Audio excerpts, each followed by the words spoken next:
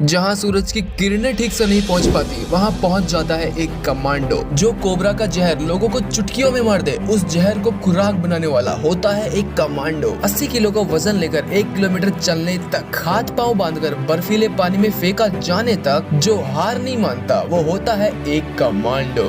क्योंकि on an average हर 10,000 लोगों में से कोई एक ही बन पाता है एक कमांडो। हेलो फ्रेंड्स, तो आज हम भारत, चाइना, अमेरिका जैसे कंट्रीज के कमांडो ट्रेनिंग रिचुअल्स के बारे में जानेंगे। And I am pretty damn sure कि आज आप लोग उनकी कठोर मेहनत और ट्रेनिंग को देखकर आपके दिल में भी उनके लिए इज्जत ऑटोमेटिक ही उमड़ आएगी। सो फ्रेंड्स, ये है इंडिया की सबसे डिफिकल्ट पैरा कमांडो ट्रेनिंग, जहां 80% से ज्यादा जवानों का हौसला टूट जाता है। और इस ट्रेनिंग को कहते हैं 36 hours stress phase. And mind you guys, इन 36 घंटों को इंडियन स्पेशल फोर्सेस में सबसे मुश्किल ट्रेनिंग मानी जाती है। पर ऐसा क्यों, आइए जानते हैं। सबसे पहली बात कि इस ट्रेनिंग के दौरान जवानों को 36 घंटे बिना पानी, खाने और नींद के बिताने पड़ते हैं। और इसी के साथ उन्हें एक्सट्रीम फिजिकली और मेंटली टॉर्चर से होकर गुजरना पड़ता है। और इसमें सबसे पहला राउंड होता है वेट शिफ्टिंग का। इस राउंड के पहले लेवल में जवानों को 30 किलो का बैग और अपने हथियारों के साथ 20-20 किलो के चेरी कैंस उठाकर 1 किलोमीटर का सफर तय करना पड़ता है। और दूसरे लेवल में इनको 60 से 85 किलो के टायर को उठाना पड़ता है। और इसके बाद राउंड 3 में उनको एक बड़े से लकड़े को भी उठाना पड़ता है, जिसका वजन कुछ 30 से 80 किलो होता है। तो जरा सोचो, 80 किलो का लकड़ा, 30 किलो के बैग और हथियार और उसका खुद का वेट, और इतना सब उठा के उसे कंटिन्यूअसली चलता रहना पड़ता है। और इतना सब कुछ हो जाने के बाद भी ज्यादातर जवान हारने का नाम ही नहीं लेते। और अब बारी आती है दूसरे राउंड की, जिसमें उनके हाथ पैर बांधकर उन्हें 12 फीट ठंडे गहरे पानी में डाल दिया जाता है। और इतना ही नहीं, जो इंस्ट्रक्टर्स होते हैं ना, वो जवानों को बार बार पानी में डुबोते रहते हैं। और इसमें जो जवान हार मान के पानी से बाहर आ जाता है वो अपने कमांडो बनने का सपना भी पानी में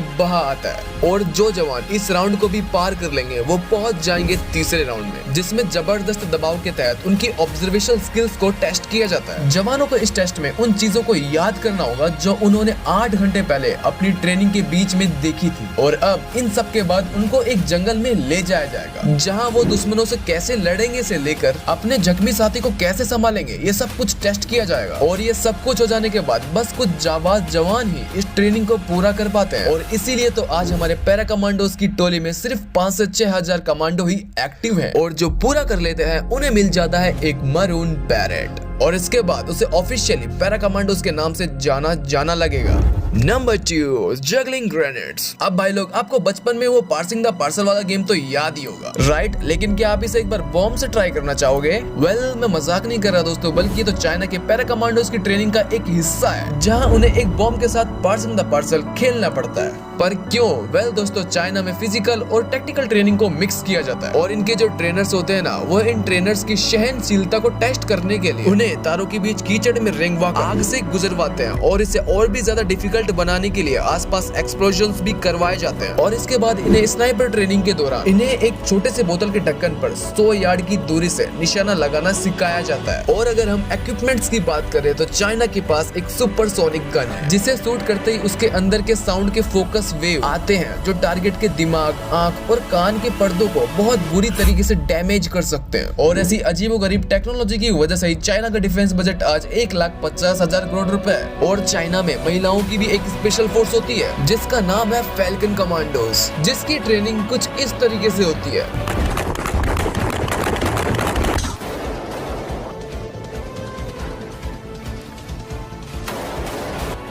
number 3, the road to heaven. तो भाई लोग, ये है नर्क से होते हुए स्वर्ग जाने का रास्ता। मतलब सच में दोस्तों, टाइमलीज के जवान को एलिड फोर्स में भर्ती होने के लिए रास्ते में इस आखिरी कठिनाई का सामना करना पड़ता है। कुछ चुनिंदा जवानों को इस 64 फीट के नुकीले पत्थरों पर रेंग कर इसे पार करना होता है, वो भी बिना कोई कपड़ों के, सिर्फ शॉर्ट्स पहनकर। एंड माइंड यू गाइस, इस टेस्ट को देखने वाले लोगों का भी दिल दहल उठता है। पर इन जवानों का हौसला बिल्कुल भी कम नहीं होता, और अपनी उसी हौसले के साथ ये रेंगना तो शुरू कर देते हैं। पर बीच में उनके कमांडर उनको बीच से उठाकर शुरुआत से शुरू करने को कहते हैं, फिर चाहे वो फिनिश लाइन से कुछ ही दूरी पर हो या फिर आधे रास्ते पर। और अभी तो रुको, इस टेस्ट को और भी ज्यादा हार्ड बनाने के लिए बीच रास्ते में उनके पूरे जख्मी शरीर पर नमक का पानी डाला जाता है। और इसके पीछे का कारण ये होता है कि उन्हें ये एहसास दिलाया जा सके कि उनको जिंदगी के हर कदम पर तकलीफ होगी, और तकलीफों की उन दर्द को देखे बिना उन्हें आगे बढ़ता रहना चाहिए। इस टेस्ट को देखने के लिए उनके परिजन भी वहाँ पर आते हैं, ताकि वो अपने अपने बेटे का हौसला बढ़ा सके। एंड माइंड यू गाइस, अपने बेटे की इतनी बुरी हालत देखकर उनकी आंखों में भी आंसू आ जाते हैं।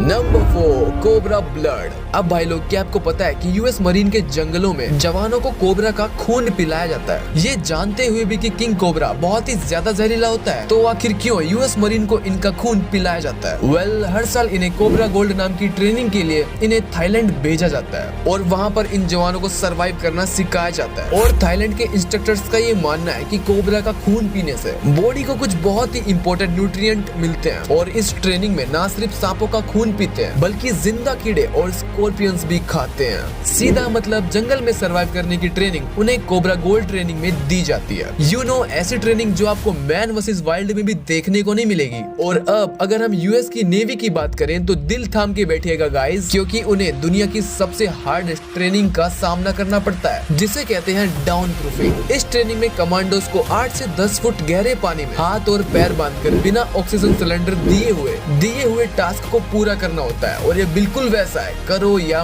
मरो। और यही इंस्ट्रक्शन देकर जवानों को पानी में फेंक दिया जाता है और इसमें जवानों को 20 बार अंदर बाहर जाना पड़ता है और वो भी पूरे टाइम हाथ और पैर बांध कर। और फिर इसके बाद उन्हें अपनी बॉडी को 5 मिनट तक पानी की सतह पर फ्लोट करके रखना पड़ता है और इसके बाद उन्हें पानी के बिल्कुल एंड तक जाने को कहा जाता है और सतह को बिल्कुल भी ना छूकर कैसे भी करके ऊपर आना पड़ता है। और सच कहूँ दोस्तों, बहुत से लोग तो इसे बिना हाथ पैर बांधे भी ना कर पाए। और इसके बाद भी जवानों को पानी के अंदर बैकवर्ड और फॉरवर्ड फ्लिप करने को कहा जाता है और आखिर में उन्हें पूल के बिल्कुल नीचे से एक फेस मास्क को ढूंढकर उन्हें ऊपर लाना पड़ता है। कौन कहता है कि जवान बनना आसान होता है? हर देश के जवान को अपने देश के लिए प्यार और जज्बा है और इसे महसूस करना ही अपने आप में एक काबिलियत तारीफ है। और इनकी दिल दहलाने वाली ट्रेनिंग और हौसले को देखकर हर देश के जवान के लिए हमारी इज्जत और भी ज्यादा बढ़ जाती है। टू बी हॉनेस्ट फ्रेंड्स, सब लोगों को अपने देश से बहुत प्यार होता है और मुझे भी अपनी भारत माता से बहुत प्यार है। और अब आप मुझे बताओ कि आपको किस देश की ट्रेनिंग सबसे हार्ड लगी। तो मिलते हैं नेक्स्ट वीडियो में, तब तक के लिए जय हिंद, जय भारत।